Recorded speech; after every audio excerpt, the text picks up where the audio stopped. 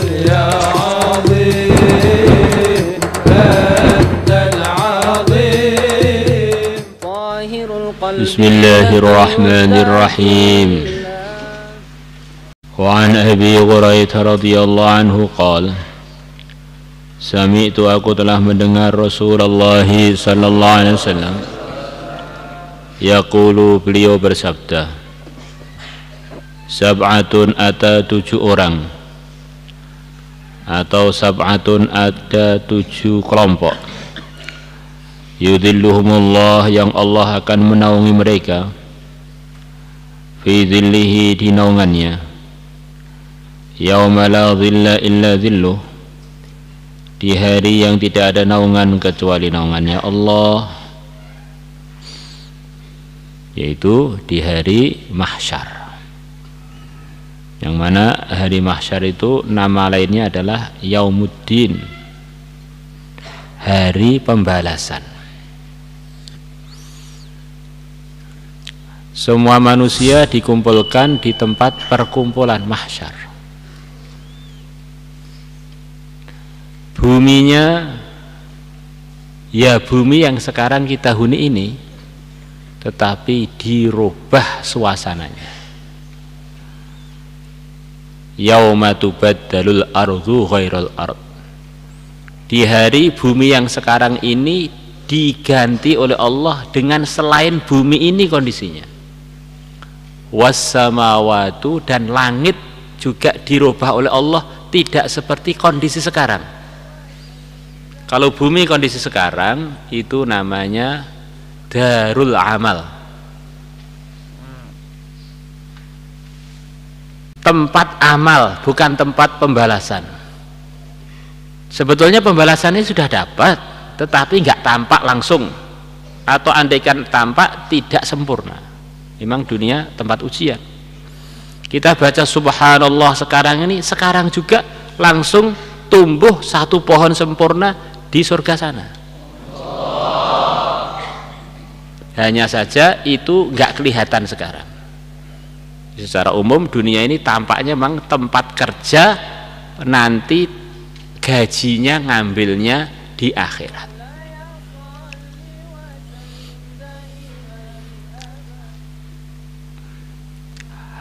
Kalau hari kebangkitan itu adalah kondisi dunia diganti sesuai amalan masing-masing. Kondisinya orang satu majelis bisa berbeda-beda kondisinya. Satu majelis di padang mahsyar, sebagian suka, sebagian duka, sebagian senang, sebagian sengsara.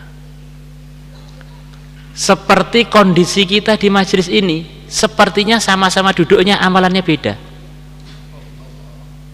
Dan nanti pada hari kiamat gak bisa ditipu, itu tampak beda-beda. Ada yang munawwar, bersinar, wangi. Ada yang baunya bau yang tidak enak. Ada mukanya dirubah dengan muka yang menghinakan, rupa yang begitu hina.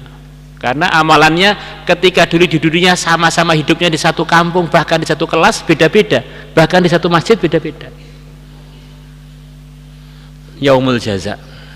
Dan kondisi alam waktu itu disesuaikan dengan amalannya per pribadi masing-masing.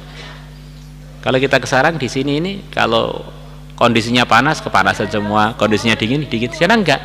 Sebagian kedinginan, sebagian sangat enjoy, enak, sebagian sangat menderita. Sebagian yang dosanya dikit tenggelam di keringatnya sampai mata kaki.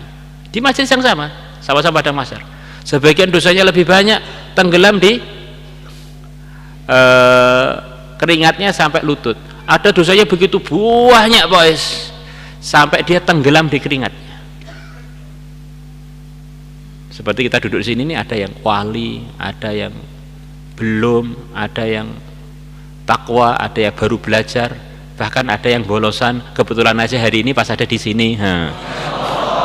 Beda-beda. Nanti pada waktu yaumul jaza, maliki yaumiddin, yang memiliki, yang menguasai hari pembalasan, itu nanti beda-beda. sampai mataharinya pun berbeda-beda. Untuk yang ini panas, untuk yang ini ternaungi, untuk yang ini begitu. Ini diantara kondisi jaza, kondisi balasan pada 7 kelompok ini di padang mahsyar yang sama adalah diberi naungan Allah di waktu orang selain mereka tidak dinaungi. Yaumul jaza. Katanya Imam Ghazali kurang lebihnya, kadang-kadang orang itu mikir, masa sih di kuburan di mahsyar itu orang yang berdekatan kondisinya beda-beda, satunya senang satunya susah, masa mana mungkin itu. Coba kamu renung, di dunia pun sering terjadi begitu itu. Kamu sama-sama duduk, satunya bayangkan hari Kamis walimah seneng, satunya yang duduk di sampingnya sama-sama di sampingnya cemberut karena ternyata lamarannya ditolak hari Kamis itu jadi hari penderitaan. Untuk dia hari Kamis hari penderitaan. Nah, contohnya begitu. Ada sama-sama satu kamar, nah, sama-sama satu kamar, sama-sama tidur, sama-sama mimpinya. Orang lihat dari luar, podo ae. Nah, ternyata satu mimpi jadi pengantin baru, satunya mimpi diuber polisi terus digebuki. Nah, kurang lebih kondisi mahsyar begitu itu. Di dunia ini sudah ada gambaran-gambaran begitu itu. Sama-sama satu majelis, sitoke memet, sitoke seweneng.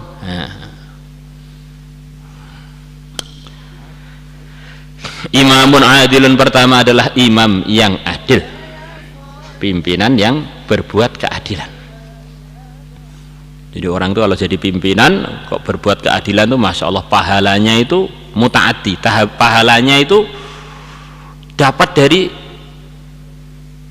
dia sendiri yang telah berbuat keadilan, kemudian melober kepada orang-orang yang dapat keadilan dia. Berapa banyak orang terkena kebaikan dia gara-gara keadilan dia itu.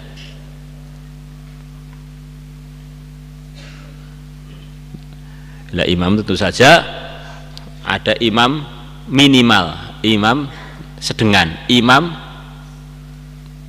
sampai yang di bawahnya sekian banyak orang.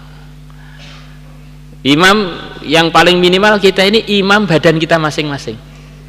Kullukum ra'in wa kullukum mas'ulun an ra'iyati. Minimal-minimalnya kita ini adalah imamnya badan kita. Andaikan di dunia ini hanya ada kita saja seperti zaman Nabi Adam, ya tetap saja kita ini imam atau khalifah. Ngimami siapa? Matanya, mulutnya, kupingnya, tangannya, kakinya, ini kita jadi imam di diri kita. Kemudian imam yang agak gede dikit, di antara gambarannya imam istrinya dan anak-anaknya. Imam yang lebih besar lagi mungkin imam satu kampung, satu negara, bahkan imam satu dunia. Beda-beda. Oh, saya ini bukan imam, makmum terus ya, itu sholat, makmum terus, bahkan masbuk terus. Tapi sebetulnya kita ini semuanya imam. Kamu kok gunakan mulut kamu untuk itu, kamu berarti tidak amanah di dalam ngimami mulut kamu. Kamu kok gunakan kaki kamu untuk terlambat sholat, untuk bolos, berarti kamu nggak amanah dalam menjadi amirnya kaki kamu. Kamu kok mata kamu apa-apa dilihat, yang halal dilihat, yang haram dilihat, semuanya dilihat, ini berarti kamu nggak amanah di dalam jadi imamnya mata kamu. Kan kita ini diberi ikhtiar oleh Allah, diberi perasaan mampu mengatur. Lah perasaan itu akan ada hisabnya. Kita mau menjamkan mata, ya perasaan kita bisa buka mata, walaupun hakikatnya sebetulnya nggak mampu sih, tapi perasaan itulah yang akan dihisab dari kita. Namanya kita mukallaf, orang yang memang masih waras. Waras itu apa? Ya punya perasaan bisa begini, bisa begitu. Maka kalau orang sudah gila, nggak bisa ngontrol perasaannya, sudah nggak ada kewajiban untuk amal agama. Maka selama kita ini merasa waras, maka kewajibannya ngatur kewarasan kita di dalam ridhonya Allah. Saya ini kok takdirnya begini ya, oh begitu ya, kalau begitu ya sudah, nggak usah makan, nggak usah minum. Oh saya kan lapar, makan. Nah, kalau itu urusan itu kok nggak ngomong-ngomong takdir, urusan makan minum nggak ngomong-ngomong takdir, pokoknya Anda dukung nggak dukung tetap makan tetap minum loh. Begitu urusan bolos, saya ini takdirnya di Lauhil Mahfuz tadi ditulis bolos gimana loh Pak? Ya saya ditakdirkan nampel yang kabur gimana ya? Ganti takdir dilawan dengan takdir. Wa syabun nasya'a fi ibadatillah, dan yang kedua adalah seorang pemuda yang dia tumbuh dalam beribadah kepada Allah. Ini diantara maksudnya dalam syarah-syarahnya, ini pemuda ini melewati masa mudanya, melewati kehidupannya sama sekali tidak terkontaminasi, tidak terkotori dengan kenakalan kepemudaan, kenakalan remaja. Anggap saja di antara contohnya, kalian datang dari rumah selepas SD, ya rata-rata umumnya orang SD kan belum nakal, atau belum kebayang mau nakal. Kemudian masuk pondok, di pondok lurus sampai tahasus, masya Allah. Lepas tahasus ngajar, lepas ngajar nikah, lepas nikah ketemu Israel, sampai kuburan. Ini termasuk gambarannya rajulun nasya'a fi ibadatillah, begitu itu. Jadi rentetan hidupnya itu sama sekali nggak ada kenakalannya. Maka setan nggak suka kok santri mondok mulai umur SD, lepas SD mondok sampai selesai, nggak suka. Disimbolos saja, mondok merugikan. Disiplin untuk apa? Masa pemuda nggak pernah merasakan kenakalan? Nikmatnya nakal waktu muda itu. Akhirnya tercopot dari rajulun nasya'a fi ibadatillah. Maka yang berkemungkinan untuk mendapatkan ini ya semua santri yang tertib dapat ini. Kalau di luar pesantren nggak, agak sulit, gambarannya sebenarnya agak sulit gitu. Nah, suasana di sekolah bebas, kuliahan bebas agak sulit. Kalau di pesantren mestinya itu potensi untuk mendapatkan ini itu bisa dianggap 100%. Andaikan ada persenan lebih dari 100, ya lebih dari 100 mestinya itu. Sudah suasananya, pelajarannya, teman-temannya, semestinya begitu itu. Maka untuk yang kedua ini semestinya yang hadir putra atau putri ini mudah mendapatkan seharusnya. Warujulun, dan laki-laki qalbu yang hati dia mu'allakun, digantungkan bil masjid, dengan masjid-masjid.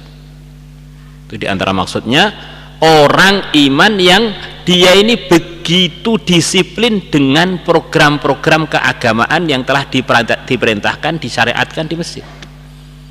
Di antara yang terpokok ya sholat 5 waktu berjamaah itu. Mu'allak itu artinya belum waktunya pun hatinya sudah di situ. Seperti wanya kalian ini kan punya orang tua, punya ibu, walaupun diterangkil hatinya itu kan di Flores, hatinya di Jakarta. Walaupun mulai Syawal sudah diterangkil, tapi hatinya itu begitu ada program kepulangan langsung wus hilang semua. Itu qalbuhu mu'allakun bil buyut, itu begitu itu contohnya. Badannya di sini, hatinya itu digantung di rumahnya masing-masing. Lalu qalbuhu mu'allakun bil masjid, ini masjid belum azan itu sudah kapan azannya ya? Kapan azannya ya? Nah, gitu. Itu qalbuhu mu'allakun bil masjid maksudnya begitu itu. Hati digantung, yang digantung bukan badannya loh, yang digantung hatinya. Itu hatinya itu di masjid. Begitu ada program masjid gak pernah ketinggalan. Nah, ini anak terangkil ini mestinya masjidnya tinggal melangkah 1 langkah sampai mestinya lulus semua itu. Kalau nggak lulus ya bukan hanya kebangetan, sempurna kebangetannya. Wa rajulani tahabba fillah ijtama'a ala dzalika wa tafarraqa alaihi. Ini penting, banyak yang mengartikan ini kurang tepat. Ini babnya al-liqa ma'al mahabbah wal firaq ma'al mahabbah. Ini babnya bukan ketemu karena Allah, berpisah karena Allah.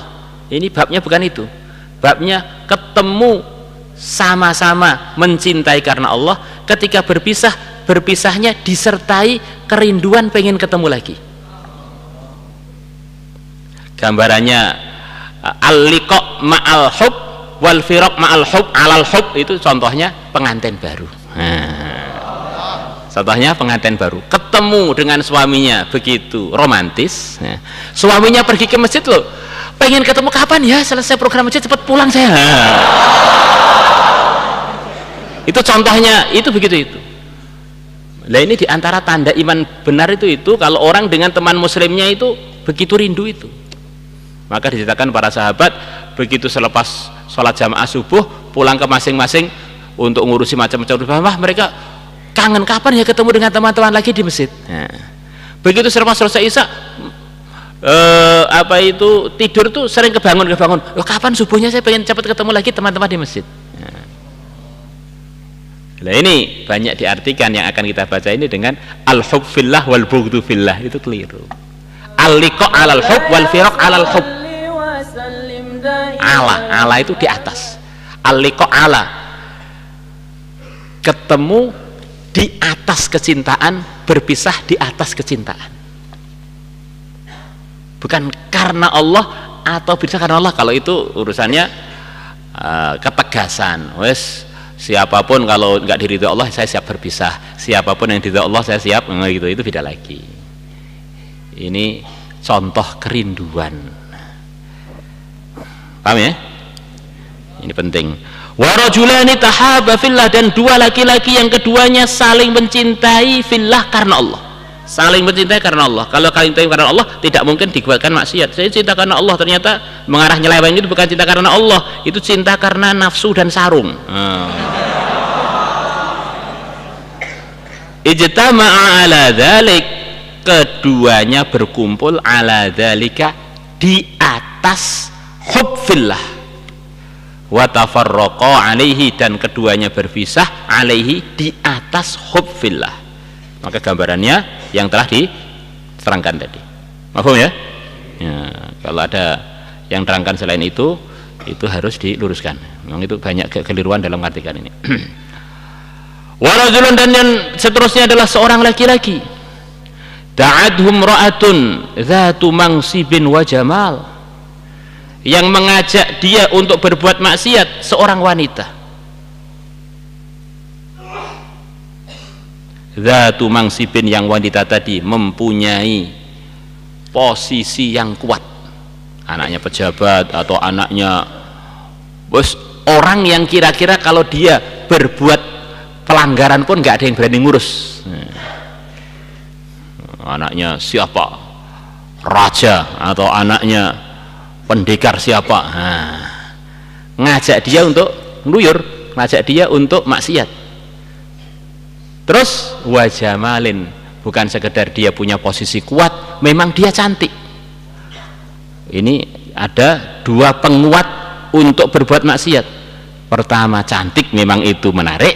Kedua, nggak ada yang ngurus nanti.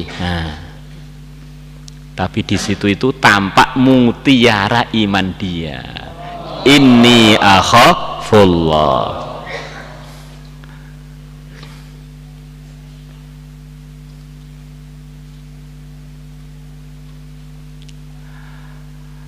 Di orang ini sebelum ada ujian sepertinya sama-sama jagoannya. Begitu sparring ternyata satunya mukul aja nggak bisa, malah mukul ke seleo.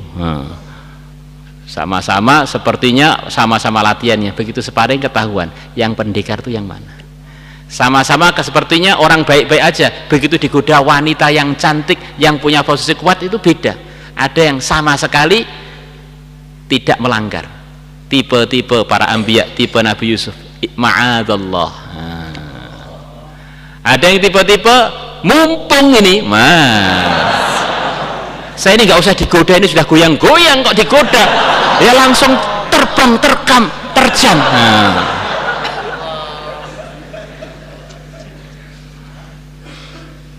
Faqal, maka dia mengatakan, inni akhafullah, sesungguhnya aku takut kepada Allah. Warajulun, dan seterusnya adalah seorang laki-laki. Tasaddaqa bi sadaqatin fa akhfaha, yang dia bersedekah dengan sebuah sedekah fa akhfaha, kemudian dia menyembunyikan sedekah itu. Dia tidak pengen sedekahnya diketahui oleh siapapun, saking menyembunyikannya. Hatta la ta'lama shimaluhu ma tunfiqu yaminuhu, sehingga tangan kiri dia tidak tahu apa yang diinfakkan oleh tangan kanan dia. Begitu tersembunyinya sedekah dia tadi diungkapkan, sampai tangan kiri dia sendiri lo nggak tahu. Masya Allah. Apalagi orang lain yang badan dia aja bagian kiri lo nggak tahu. Ini diantara maksudnya bagaimana kita ini punya amalan, diantaranya amalan sedekah yang memang murni karena Allah, tidak pengen siapapun tahu, bahkan andaikan tangan kanan dan tangan kiri itu dianggap berpisah dengan badan kita, tangan kiri pun nggak tahu apa yang diinfakkan oleh tangan kanan kita, begitu tersembunyinya. Kadang-kadang kita ini sedekah belum pernah yang begitu itu, biar antara saya dengan Allah saja. Ini bukan berarti sedekah yang jahriyah, sedekah yang terang-terangan nggak ada pahalanya, karena sedekah yang terang-terangan itu juga bagian dari syiar untuk menyemangati yang lain-lain. Semuanya, dua-duanya dipuji oleh Allah.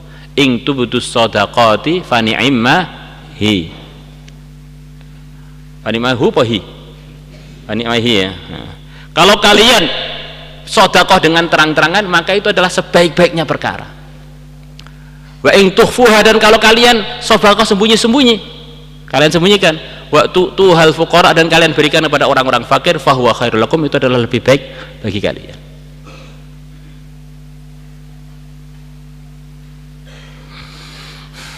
Maka kalau orang lain berbuat sedekah sirri atau jahri, kita husnudzon. Jangan ada teman kita sedekah jahri, riak ini, ini anu pamer. Kok kamu jadi dukun sekarang? Mulai kapan kamu tahu hatinya seseorang? Mau jadi dukun.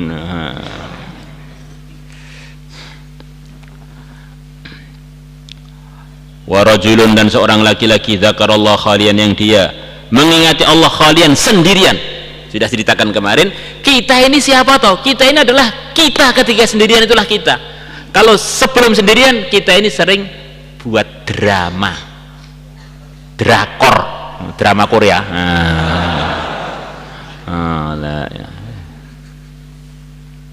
Jadi kalau kita sudah sendirian itu tampak, ini saya ini si ahli ibadah apa si setan gitu.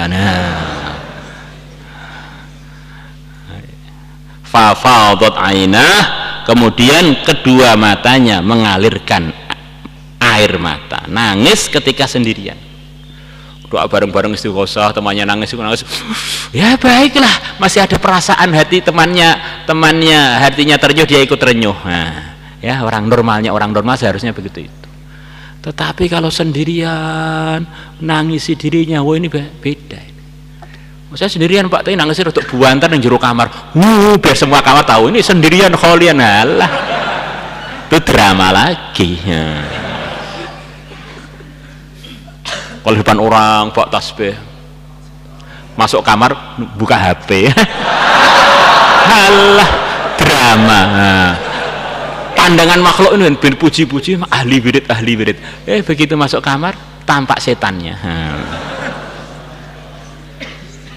Maka ini kata-kata khalian itu Pak kita waspadai. Wa rajulun dzakarallaha khalian fa fadat ainah.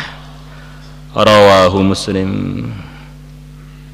Qultu wa taqaddama, dan telah lalu hadis ini fi hidil farji, dalam bab menjaga kemaluan. Wa taqaddama, telah lalu fi hidil farji, dalam bab menjaga kemaluan. Hadis Umar, hadisnya Sayyidina Umar, fi qissatul kifli, dalam kisahnya seorang yang bernama Al-Kifl. مولاي صل وسلم دائما